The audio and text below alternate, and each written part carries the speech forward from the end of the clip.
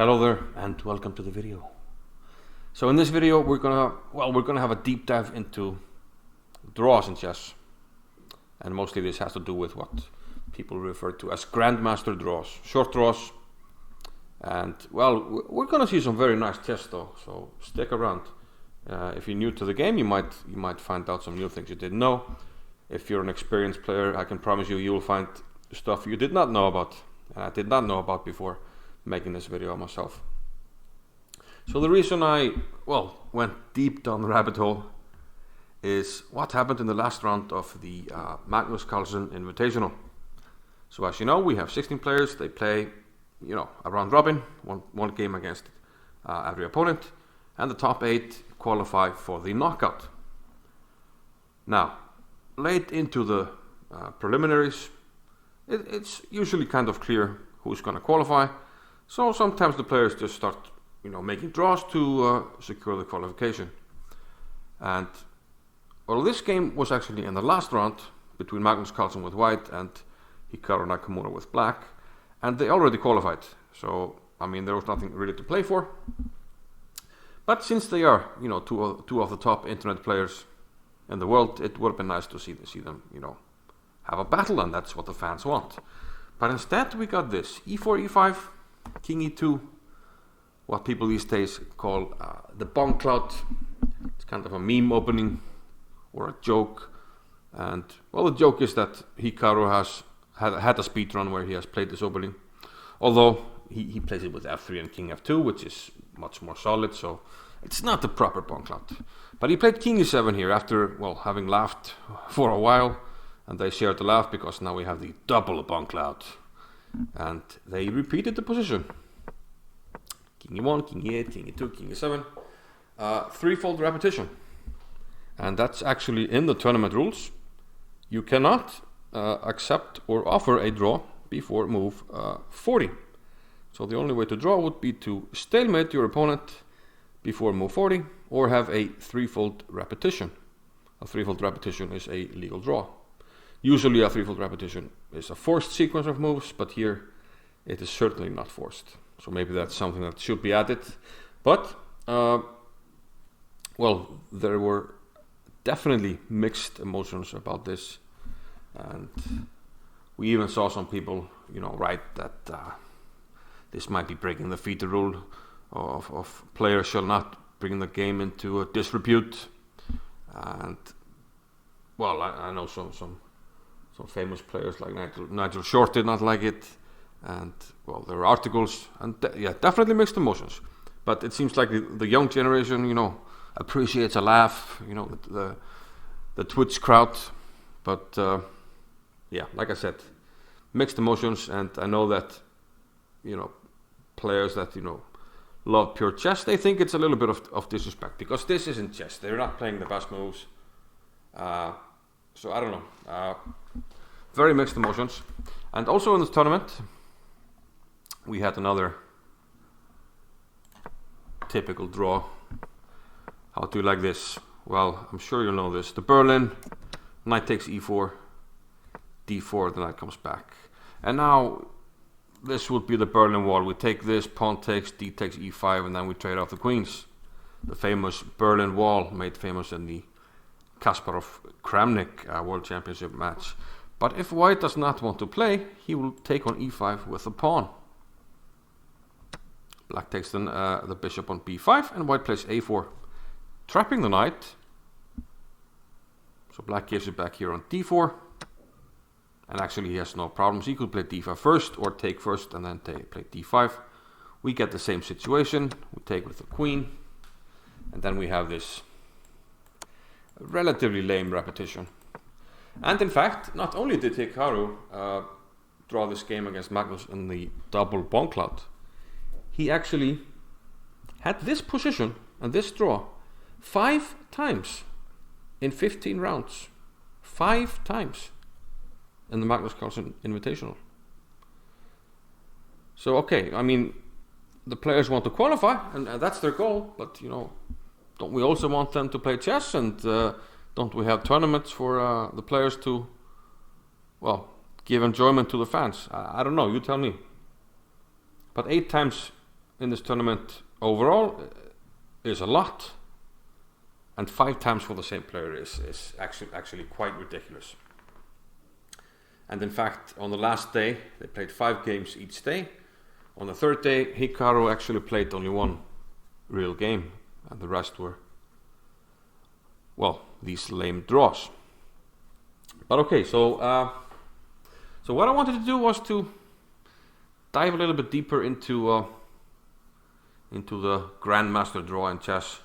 You know, typical positions where Grandmasters are drawing and very strong players, and well, some reasons for it. So let's dive a little bit into that. So before we go into like the first category that I want to talk about a little bit about, you know, why we have these draws, these Grandmaster draws, these short draws. Well, there are many reasons. One reason could be, well, like we saw in Magnus Carlsen Invitational, you just want to secure your place in the next stage. It's well possible. Also, it could be the last round or one of the last rounds of a tournament, and you just want to guarantee yourself a prize. If you play for a win, you might get a higher prize, but if you lose, you might get nothing. And for a professional player for a long time, you know, that was just a matter of paying rent, making a living. So kind of understandable at times that, you know, people just, you know, agree to a draw, even sometimes prearrange it. That's what a prearranged draw would be. They would, you know, talk in some way before the game, you know, maybe a phone call. Hey, do you want to play? No? Okay. Maybe then we'll do this tomorrow. Yeah.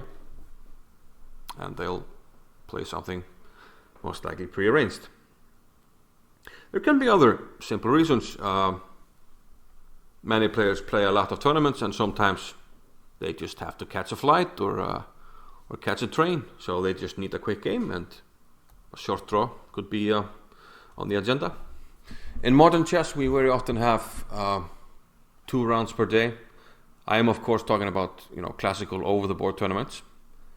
There could be 2 games a day, and you play a long game in the morning round, and you simply want to conserve energy, or you even don't have energy.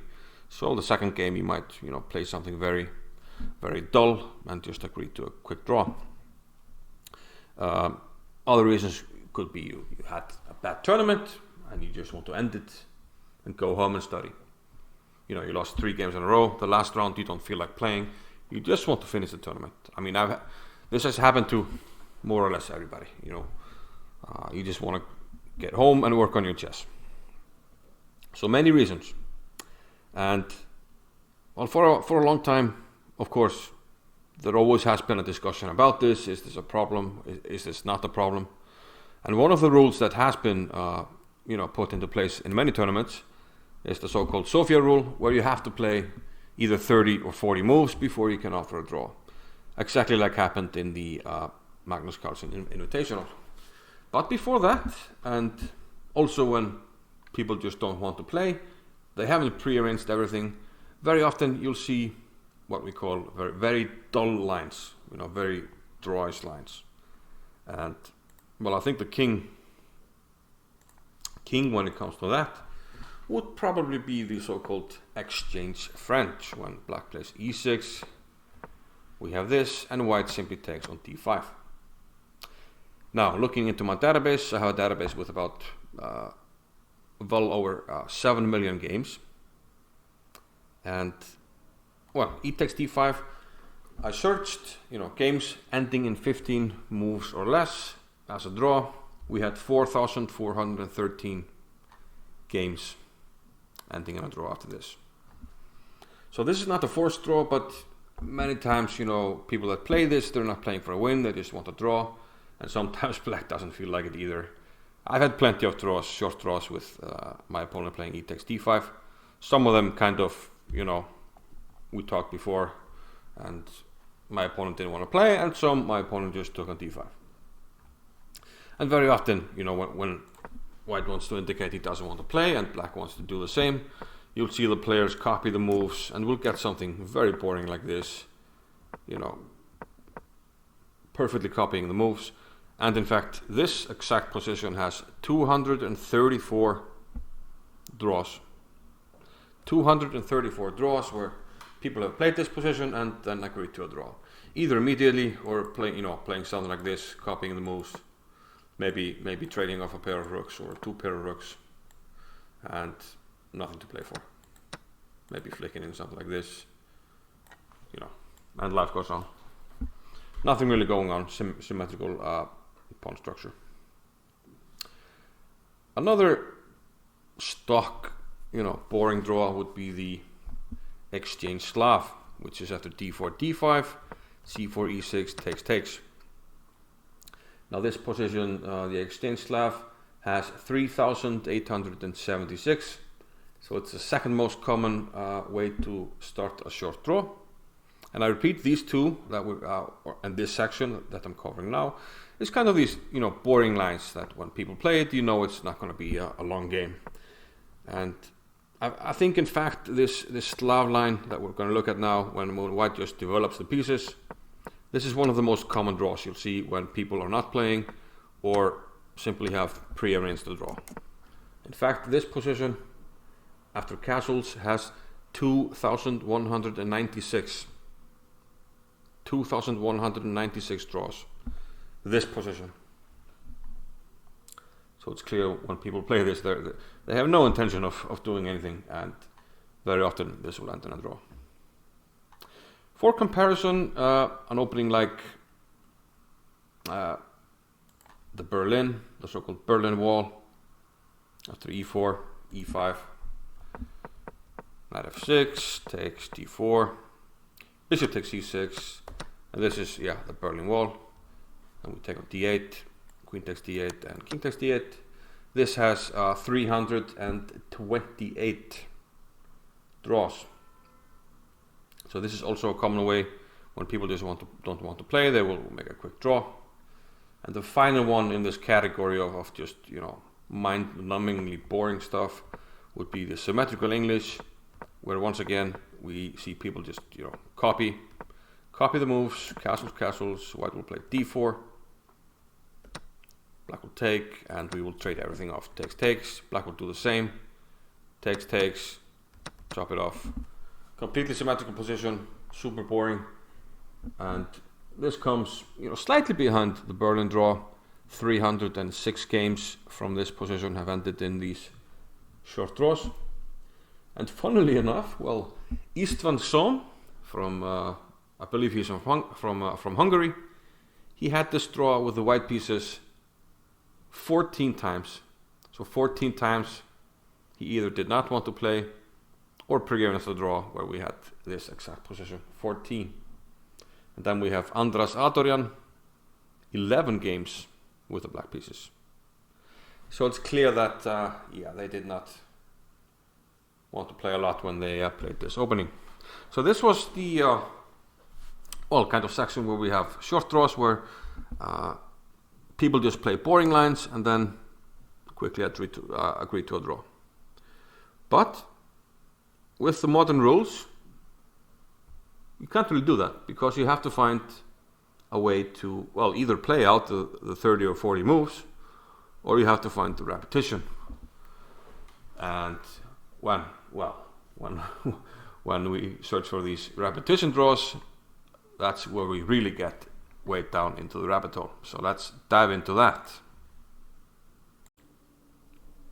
So the next category that we look at is when the player simply find a threefold repetition, and very often these are prearranged, but many of these are also lines where white can just say, okay, I don't want to play, I will just repeat, and we have a draw.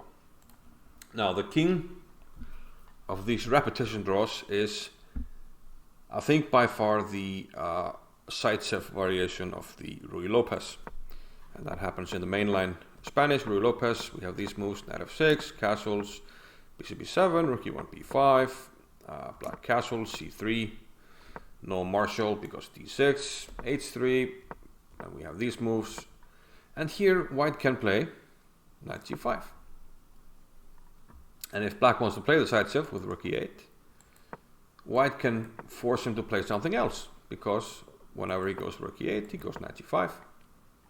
And this has accounted for 1,544 draws by repetition, early draws where this repetition happens. And well, I was surprised to find that the number one offender was former world champion Anatoly Karpov. Anatoly Karpov has 12 draws with the black pieces in this line. That did surprise me. Also some familiar faces using this line. Alexandrov from Belarus. He's popping up in many of these. We'll come across him later. He has 1 white and 3 blacks. And another repeat offender is Christos Banikas from Greece, who has 9 of these draws, and 5 of them against the same opponent, against Dimitrios Mastrovasilis. Now I know the Greek national team is a tight-knit bunch, so maybe they don't like playing against each other. And that can be one of the reasons I forgot to mention that sometimes we have siblings, we have teammates, we have very good friends, and they simply don't want to play against each other because they know too much about each other. They could also be assistant, or what we call a second, and the players just don't know. Well, just don't know. They just know too much about their opponents. So very often they kind of prearrange or don't play. So then many times you see this line, and like in the case of Banikas and Mastrovasilis, apparently they don't like playing against each other. So 5 draws in the same line. The second most common in these repetition draws would probably be the Sveshnikov. When white goes for the open Sicilian, we have knight f6, e5, the Sveshnikov, knight d to b5, d6, all well-known moves, and now after b5 and knight d5, black can play the move queen a5. And here, white kind of has to go bishop d2, and black goes back to d8, and he asks white, what do you want to do? Do you want to play some other line, play c4, take on f6, or play back here? And many times black is just bluffing. He just wants to see what white does, but sometimes he wants a draw, and sometimes people use this to prearranged draws. So this, as a short draw, has happened in 1,290 games. So it comes in close second to the Ruy Lopez Zaitsev. Now, there's a kind of a big drop-off to the next one. And again, this is not a finite list. Maybe there are lines that I forgot about, didn't get information about, or just didn't know about. But I tried to do my best, and I tried to find as many as I could. I asked around on the internet, and well, this one is always kind of fun. It's in the Ruy Lopez exchange variation. Bishop to b5, we take, we castle, bishop g4, white plays h3, and black plays kind of a fishing pole with h5. Now c3 is not the most common move, but when people want a short draw, they'll play c3, and their opponent will play queen to d3. We will take the piece, we'll take on e5, and black will play bishop d6. And we take the queen, and what happens? Bishop to h2, and this will be a draw by repetition. It seems like this might be the stock sibling draw, because in the database I found out that the Kosentseva sisters from Russia, Tatiana and Nadezhda, they have drawn 8 times using this line. And well, there's also a pair of brothers from Belarus. We have a lot of offenders from Belarus in these lines. And the Shigalko brothers have drawn 10 times using this line. So it's clear that the Kosentseva sisters and the Shigalko brothers will not most likely play a real game against each other. Although I did find a bunch of games between the Shigalko brothers, so they sometimes they play. But the Kosentseva sisters, probably not. Okay, next on the list is one that I remember kind of well from my youth, and well, that's the final position. I kind of spoiled it, but it's in the Pirc defense. And the first high-level encounter where this happened was between Gyula Sachs from Hungary and Yasser Seirawan. And well, there were some, theoretical battles in these Austrian attack lines of the Pirc. White was playing this aggressive e5, but eventually it was found that black can take this bishop on b5 and take on d4. Now white has some chances. I didn't really dive deep into the theory. White has some chances. I don't know if it's maybe here or a bit earlier if he wants to play for a win. But once he takes on d8, it's game over. Black has to go for the draw. He has to go for the repetition, because the bishop is covering this. We can go for this repetition, and the game is a draw. And this happened the first time in Sachs Seirawan. And well, surprisingly, I did not find any like repeat, like I call them, offenders. But Stefan Kindermann from Germany, he has 3 draws with black in this line. And it seems like, I'm going to shout out Graham Kafka. I know he's a good friend of Fiona's. He has 4 draws with white.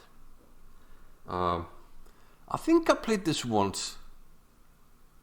I can't remember, but this is kind of like people of my generation, if they, sometimes you're playing in the league and you had a few beers maybe on a Saturday night, and you have a Sunday game, and then you meet your friend and you're like, you want to play tomorrow? Nah, okay, let's do the Pirc draw. So that was kind of the stock, the bar draw, if you want. So another reason that I forgot to mention from earlier. But okay, let's keep going. And wow, the next one is in the Queen's Gambit Accepted. I forgot to mention the Ruy Lopez had 448 games, and the Pirc draw had 400 games. Now let's go to the Queen's Gambit Accepted, and this one has 324 draws. And like I said, it seems like the Belarusians, this seems to be one of their stock draws. We have Kovalev, Stupak, and Alexandrov with a lot of draws. And this draw led me down a deep rabbit hole. So this happens after the Queen's Gambit Accepted. White plays e4. Black attacks the pawn, we push it. We take on c4, the knight retreats, development. And if white wants to play, usually I think he goes knight e2, but knight f3 allows this pin, and then white sacrifices the queen. And much like in the Pirc defense, we have this perpetual here, and there's no way out for the king. Some nice variations, I'm not gonna lie, some of these are very fun to look at and find out about. This one, Alexandrov, I talked about him earlier. He has 17 games, I kid you not, 17 games ending in this draw. 11 with white and 6 with black. And then I found Christos Panikas and Yanis Nikolaidis. And they had 12 draws in this line. In fact, it seems like they must be very, very good friends, because, this century they haven't played at all. Like I said, 12 draws in this line. Most of them in the Greek Championship. And, they have many other funny draws. They're on the list for some of the draws that we already mentioned, and some we haven't even mentioned yet. So it was quite fun to look at their games in the database. So it seems like they found about every other repetition out there. They played this actually 10 times in a row, and then it seems like people got bored of it, and then they went for the Zaitsev, just to mix it up. And then we had some others, and we'll get to some of them as well. But okay, this was the Queen's Gambit Accepted with 324.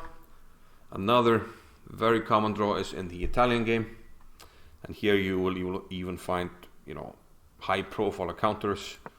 This one is actually Nigel Short against Anatoly Karpov, and this one has 282 games behind it. Bishop to b4 jack, stock standard stuff. Black tries to equalize with d5. White plays queen b3, and we hit the queen. Knight a5, excuse me. The queen comes to a4. And then we repeat. The queen comes back, rinse and repeat, and we have a draw. 282 of them to be exact. And guess who's there? Alexei Alexandrov. 6 draws with black.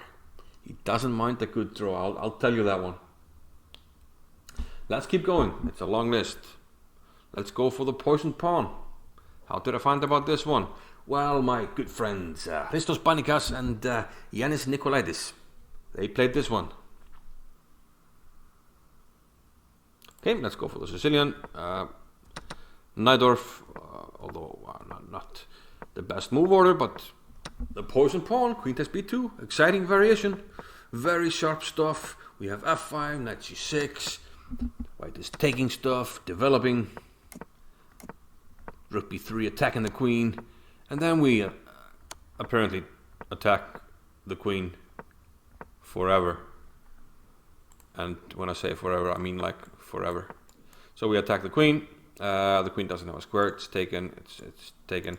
It's taken. It's all taken, man. You can't sit here. You can't sit here. In fact, you can only sit here or here, and the bishop moves back and forth. Draw. This one has 167 games, including short against Kasparov, and this seems to be a stock draw for Alexander Areshenko from Ukraine. He has 7 draws with the black pieces in this one. Let's keep going with some of these more common ones. I think the next one is we're dropping down a bit. This one was 167. We're going to drop down to 59 draws. And this is the piece sacrifice in the Alekhine. We have d takes e5, knight takes, knight d7, and knight takes f7. We have some famous games in this line, but the downside of this line for black is, well, I think I haven't checked like the theoretical evaluation. I think it's actually good for white theoretically, but also for black if he wants to play for a win. The problem is white can force the draw with queen to g4 check, king f7, queen h5, etc. Now this has happened 59 times. And 6 of those have been in games between Maxim Turov and Irina Turova. And well, they're married, so they don't like to play either. So we forgive them. But they have 6 draws in this line, which I thought was quite funny. Let's keep going. Now we're going to some more rare ones because, yeah, we're moving below 60, but some of these I found quite funny. I was not aware of this one. It's in the Old Indian. It's a rare line. Black plays bishop f5. White wants to build a center, but black prevents it. White plays g4 very aggressively, but now we have knight takes and queen h4. The king goes to d2 and e3, opening up for the bishop. And now there's nothing else but to take the pawn. And queen h4, queen g5, repetition. You can go over there, but then I just take, and then we come back. Rinse and repeat. And this seems to be the stock draw for Evgeny Gleiserov, a Russian grandmaster. 3 draws with white, 2 draws with black in this line. So 5 draws total. The cat's out of the bag, buddy. So 58. Now we drop down to 30 something, but some of these are pretty funny. This one though is quite new, I would say. It's in the Ragozin. This was used by Ivanchuk against Magnus Carlsen. Also, Wojtacek has played this 3 times with the black pieces. And it's a line where black simply neutralizes white, exchanges stuff. And then if white doesn't want to play, he plays this. And we repeat. And Ivanchuk did this against Magnus. And Magnus was a little bit pissed off. Sometimes he wants to play with the black pieces, but his opponents don't. And then they force a draw like this. So this is a type of draw where white can just force it, but not the prearranged one, because I don't think Magnus does that. Let's keep going. This one is in the Slav. This one has 35 games, it seems to me. And it's a sharp line of the Slav, where black takes here and sacrifices a piece. He takes on e4 with the bishop. I do believe this is considered good for white, and black actually takes the other way. I'm not sure, but if not, then this can happen. King d8, bishop g5 check, white takes it, and things look, well, there's a check, to win the queen, win the rook, everything's hanging, but black strikes first, and he starts checking. And we have a draw. Draw by repetition, 35 games, and now we're nearing the end of the line. I thought this one was quite funny. It's in the Vienna, and John Nunn has played this two times, and one of them against Nigel Short. So Nigel Short, he has won in the Italian. We had one in the poison pawn, and then he has won in this line as well. So he's not innocent, even though he's criticizing these, disrespectful draws that Carlsen and Nakamura did in the last round. Although, I mean, at least this is a real chess game. King E2 isn't really a chess game, is it? But okay, I want to not like take a firm stand on it, but I'm kind of leaning towards not liking it. But I understand, people that like it. So this line, we have relatively forced stuff here. Bishop G4 check. White tries to interpose. And the idea here is aggressive takes. There's a pin, but okay, we have trades. But bishop h5 threatens to take. King e3, and now this very funny repetition, queen e1 and queen h4. And well, the king has to come back, and we have this back and forth here. If white interposes the bishop, he loses the rook. So this one has 34 draws. The Ragozin had 36. And this one I thought would have more mileage in the database. It's in a line called the Riga variation. And I believe there's a video by Yasser Serevan on YouTube where he talks about this line. A line where you could surprise your opponent and get a quick draw, which can be good against a strong opponent with the black pieces. So this is probably more of an example where black earns the draw with a sacrifice, and we have a repetition. I did not find any repeat offenders in this one, and the last of these repetition draws I'm going to look at is the stock draw of Rauf Mamedov, who has 5 black draws in this line and 1 white one. So we have a King's Indian, black goes e5, we have castles, rook e8, white protects it, knight to c6, white retreats, and after g4 we have bishop to e5, and hey, there's a piece hanging. But no, there's bishop takes h2 check, and after white takes, there's queen h4. And there's answer draw, king g1, queen g3. If you try to be clever, then I can introduce the bishop, and you might feel sorry for it, so you have to go king g1, and then we have a repetition. I don't believe we can introduce the rook because f4 protects this, so black takes the draw. So that about covers it for the repetition draws, although we have a few of those left, but they fall under the final act, which we might call even the ugly. No, but there's some very interesting stuff there, and let's dive into that, the final act. And in this final act, I've kind of included well, the very ugly, the good, the bad, and the ugly. Well, this one is very ugly, and then we will end with very beautiful stuff, I believe, but we'll see. Okay. So this game was played between Robert Hubner and Kenneth Rogoff. Was played in, I think, at like a student Olympiad or some kind of student team competition. And Hubner had, well, many adjournments and long games. He wanted to rest, and he was to play against Rogoff. And I think they came and they just agreed to a draw after like one move or something. 1 or 0 moves even. They just agreed to a draw. And the arbiter said, well, you can't do that. Perhaps inciting, the article where a player can't, bring the game into disrepute. And, well, they were kind of forced to come back and play. And then they played this monstrosity of a game, which is probably even worse than the BongCloud game because, well, in the BongCloud game we had the repetition and nobody really lost material on purpose, even though they played not exactly the best moves. But here the players are just kind of mocking around and, you know, giving up stuff, not taking stuff and giving up stuff, and then agreeing to a draw. At the end, well, they were forced to apologize for the incident and ordered to play again, and as it transpired, Rogoff did apologize for it and wanted to play again, but Hubner declined to apologize for the incident and he ended up losing the game. So I wanted to include this one because it's kind of a famous one.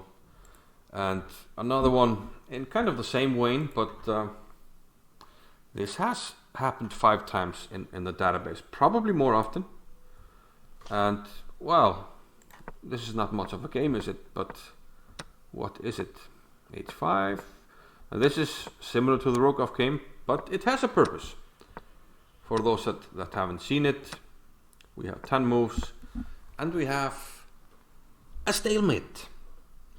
And this, like I said, has happened 5 times. It even happened in a game in the Belgian Championship in 2006 between 2 players rated over 2340, both of them.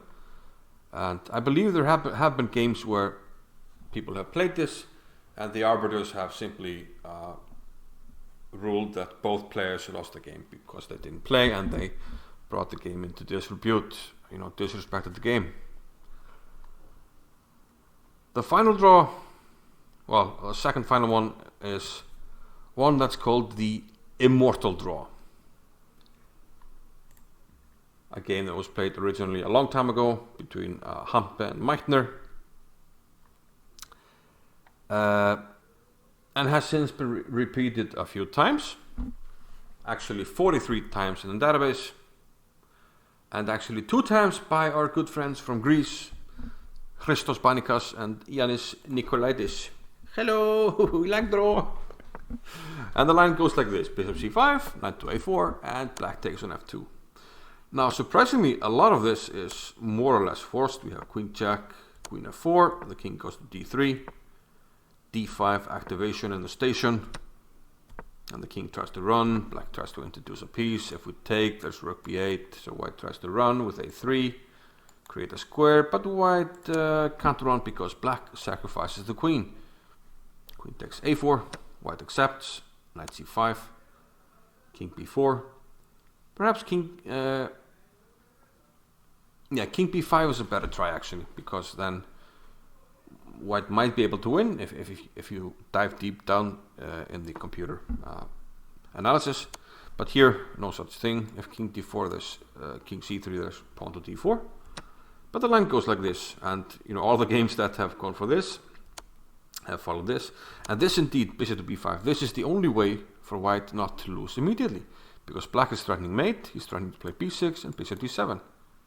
And of course the king can't go back on any of these squares because of the pawns, and the knight is covering this one. So b6, bishop d7 is a threat. The only way out is bishop to b5 and bishop to c6. So now if b6, we have king to b5. But black renews the threat, knight takes c6. Now if we try to run, there's knight to d4, which covers both squares, so pawn to b5 would be mate, or bishop d7. So white takes the knight, but now bishop to b7. And a draw by repetition. Again, if you go to a4, there's bishop to c4, the king is stuck on a4, and b5 mate is coming next. If white takes the bishop, he actually loses because the rook is coming over for mate. You have one spy check, maybe a second one. Well, actually you have to do the second one, and then we have mate. So we have this beautiful repetition. And this is the Immortal Draw. It's been played 43 times. Now I will end this with my own game, which some people have called the Immortal Draw Volume 2. Now, a little bit of a backstory. At one of the many Reykjavik Opens here in Iceland, we had a very nice now deceased international master Emory Tate, a very fun guy, an absolutely fantastic player. He has so many magical attacking games. He loved attacking chess, and he also loved chess. And after one of the rounds, we were sitting around, a lot of players having beers, and he showed us this line, and he said, it's a funny line. It's never been played. And I was sitting with my friend, and well, we kind of had a history of making draws. So when we saw this one, we knew, okay, next time, if the tournament situation allows it, we'll play this. And this is what happened. I kind of got mixed feelings about this because, okay, a lot of people, friends, make draws, a lot in various tournaments, and sometimes in national championships. And like I mentioned, Banikas and Master Vasilis, Nikolaitis, those guys, they're drawing a lot in the Greece championship. Probably Shikalkut brothers in the Belarusian championship. But I played this in the final of the Alekhine championship, so I've kind of got mixed feelings about this. But at least we got the game out there, and this one belongs to Emory Tate. And we played the Sicilian, e6, bishop to g5, a6, and we have the poisoned pawn variation. Except we don't play the main line with queen to d2. We play pawn to e5. And now this crazy move, bishop to b5 check, which doesn't actually work. Black can take it, but he has to know what to do. This might be a tricky line for you to try, because black has to find the move knight e4. Otherwise, he's much worse, maybe even lost. Knight e4, the only move to punish this. But okay, if black goes for a sensible move like my opponent did here, queen f3, and now we immortally sacrifice both of our rooks. Queen takes h1, just to sacrifice a knight. Black takes and queen h3. We're coming in here. It's mate if you do nothing. Nice pin here on the knight. So black tries to defend with king to f7. But here comes the hammer blow. Queen takes e6. Has to take it. And now the bishop starts checking. And this is, well, it shares some similarities with the Pirc draw, with the Queen's Gambit accepted draw, and even the Immortal Draw. The bishop continually checks the king. Black can even add playing d5 here to block the bishop, but we still take, and we still have a diagonal. And I can add that h3, black can take, and we might lose, so we just keep checking. And a draw was agreed. So yeah, that was my deep dive into the world of draws, Grandmaster draws, repetition draws, and, well, so some nonsense, at times. But, this is part of chess, and I learned a lot, researching the video. I do hope you enjoyed it, and maybe you learned something. And, well, saw some nice chess, come on. So thanks for watching. I do appreciate, the likes. I put a lot of effort into researching this one, almost more or less the whole week. And, yeah, I would really appreciate it. So thanks for watching, and see you in the next video. Bye-bye.